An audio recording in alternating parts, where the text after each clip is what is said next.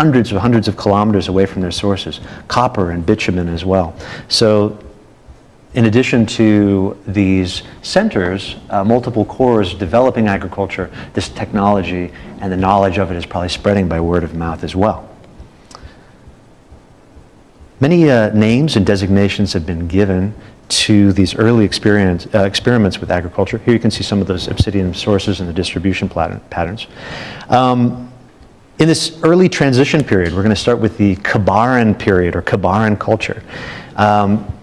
These cultures, we know very, very little about them. And so they tend to get the names from the sites where they're first discovered. So the Kabaran culture, or the Kabaran period, was found at the Kabara cave in modern Israel. And you can see here that it's characterized by these wonderful blades. And you can see this is actually entitled lithics, right? So when we say lithics, we actually mean stone tools. Kabaran lithics are characterized by very, very thin microliths, these bladelets that are very finely made, and date to around 18,000 to 11,000 BCE. We see the emergence of houses, permanent architecture at this time, and also tools like grinders for the purpose of actually making bread or porridge. These seeds would have been roasted, so the chaff would have come off, and it would have been ground down into a really rough flour, and then perhaps baked or cooked in some way. These blades are very interesting. We should talk about lithic technology a little bit. In order to make a stone blade, you use a series of things. It's called flint knapping. Has anybody heard of flint knapping before? Probably a few of you. Has anybody flint knapped before? Anybody tried your hand at this? I think Steve Shackley still does his. Yeah, so if you're interested in this, Steve Shackley at the ARF, we talked about the Archaeological Research Facility, does a class on flint knapping, and you can actually learn how to do this. It's incredibly difficult, having tried it. Also, you're dealing with very sharp stone, so it cuts you to pieces. But essentially what you can see here is the steps in flint knapping. You're striking flint, or in this case obsidian, at a 90-degree angle and causing the natural crystalline structure of the stone to fracture and create a very sharp blade. That's the first step. The next step is to go through and actually retouch the blade using pressure to create these wonderful edges, and then that's how you get the shape of the blade. You can see right here this example.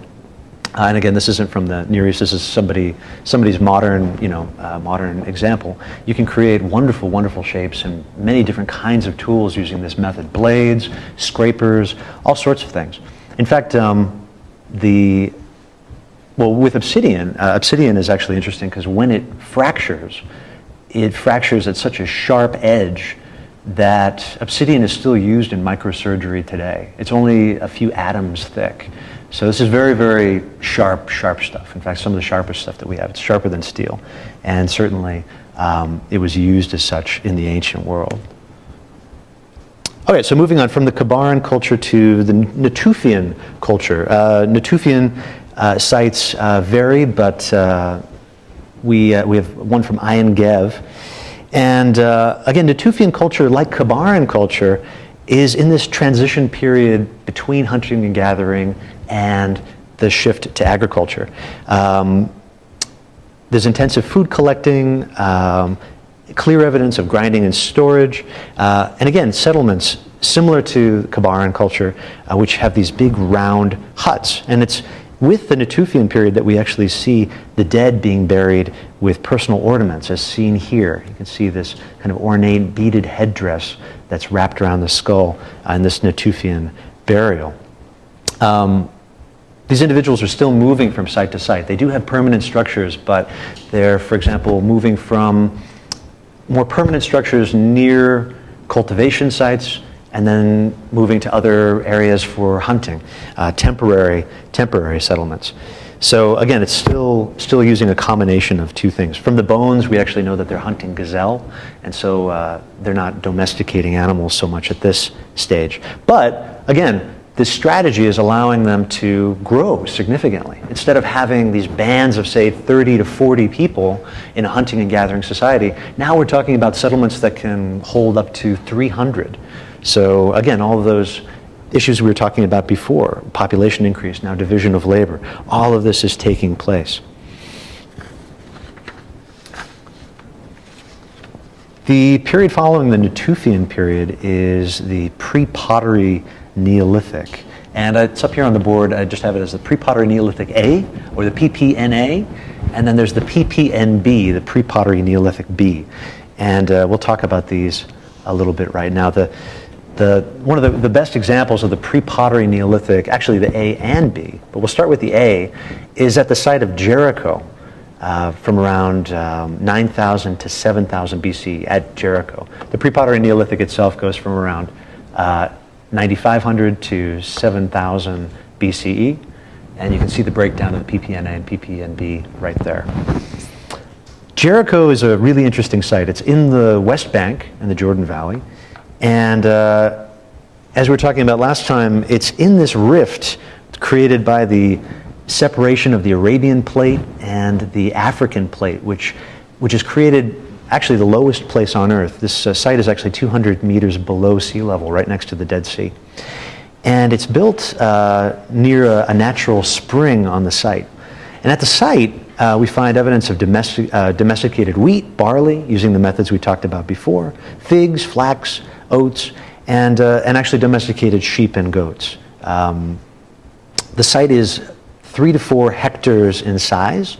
We'll be using hectares a lot. A hectare is just 100 meters by 100 meters to give you a sense of size. So this is a very big site. It's actually the largest site of its time, and a marked shift even from Natufian standards, right? Natufian sites would have about 300 people. Jericho now supports over 1,500 people. It's a walled town with, and you can see this large perimeter wall that goes around it. And inside it, there were a number of round houses that were about 5 meters across with sunken floors. And it's here that we see some of the earliest evidence of mud brick architecture. We talked about mud bricks last time. These are really interesting. They're called herringbone bricks. And the reason they would do this is when you're putting bricks together, you want to have slots for the mud mortar to affix to. So it's called keying, and you would put the plaster between these bricks and it would help them stick together. So it's here really at Jericho that we see some of the earliest mud brick architecture, which is a big development, and of course is going to continue throughout the ancient Near East and even until today. Oops. In addition to mud brick architecture, we have monumental architecture. You can see here the surrounding wall is actually 1.5 meters thick, which is incredibly thick. It's surrounded by a ditch, and on one side, on the inside, is this very interesting stone tower. The tower itself is 8 meters tall, 10 meters in diameter, and it has an interior staircase which is made up of 22 steps. Each one of them is a solid stone. It's over 10,000 tons of stone. And you can imagine what that means in terms of organizing people to build something like this.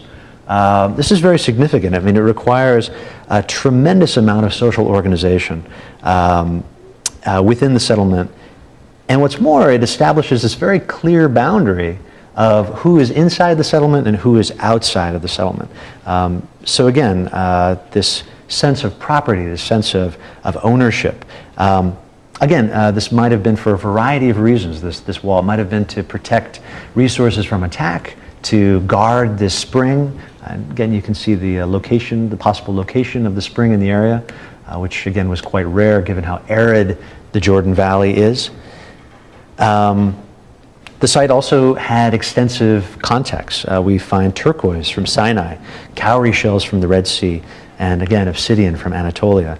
So this shift again to not just domestic architecture and mud brick, but to monumental architecture, fortifications even, is a huge shift from what we've seen before. In addition to these other developments in the PPNA, we also see a big shift to changes in burial patterns. These examples come from Jericho. They're actually found inside the homes of the residents. And you can see what they've done here is they've covered these skulls with plaster and then decorated them with paint and put shells, oftentimes cowrie shells, in the place of the eyes. This is a form of secondary burial. The dead would have been taken elsewhere and allowed to decompose. The flesh would be stripped from the bones, and then the skull would be taken, cleaned, scraped, and then repurposed and deposited underneath the house. So very complex series of rituals taking place here. And again, the question as to why. Why are they doing this? We enter the Motel of the Mysteries territory, right? It's, we want to say, boom, this is ritual, this is religion, this is ancestor worship. These are, sacrifices to the gods. Could be any number one of those things. Clearly, it involves the body. It involves people who were living at the site. So there is a ritual component to it. The nuances of that ritual are unfortunately known to us. But it is this increasing use of the material world in artistic representation to reflect the political and world that these individuals lived in. This is actually a very widespread practice, this burying of skulls, the decoration. We see it in Anatolia. We also see it to the east at the head of the Tigris.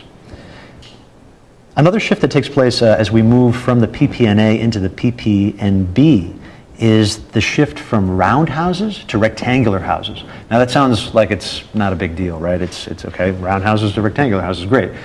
Round houses in villages are great because they don't have corners. And we're talking about mud brick architecture. You bump into a corner, you knock things down. Round houses allow you to move through a settlement much more easily. What they don't give you is a lot of structural integrity. So this shift to rectangular houses in the PPNB is actually interesting because it gives you a much more solid, stable structure. In fact, what it allows you to do with corners is build higher, and actually you can build secondary stories. You can build larger buildings that could have a more public function. So that's a development we see in this shift between the PPNA and PPNB. I just want to, as an aside, want to say that if you find this sort of using human remains as art or ritual strange, recently Damien Hirst just sold this piece, which he entitled "For the Love of God." It's a human skull, and it's actually covered with $10 million worth of diamonds. So again, just we haven't changed in terms of how strange we may be. Towards the end of the PPNB, the number of sites in these communities change drastically. So in addition to rectangular houses, we see sites getting bigger. Jericho grows to 10 hectares in size, along with other sites like Ayin Ghazal, which will be the second site we're going to look at right now. These are now, again, maintaining populations of over 1,000 people or more. And Ayin Ghazal is a very interesting site for a number of reasons. You can see here on the map, it's near Amman, Jordan, and it dates to around 72,000 to about 5,000 BCE, so right in the PPNB. Like Jericho, we find a number of multi-roomed houses built of stone walls and timber roofs. And what we see at Ayin Ghazal is the use of plaster, which is made from limestone that's used to cover the walls and the floors of the houses. This is very interesting because this plaster actually requires quite a bit of technological knowledge. In order to make plaster, you actually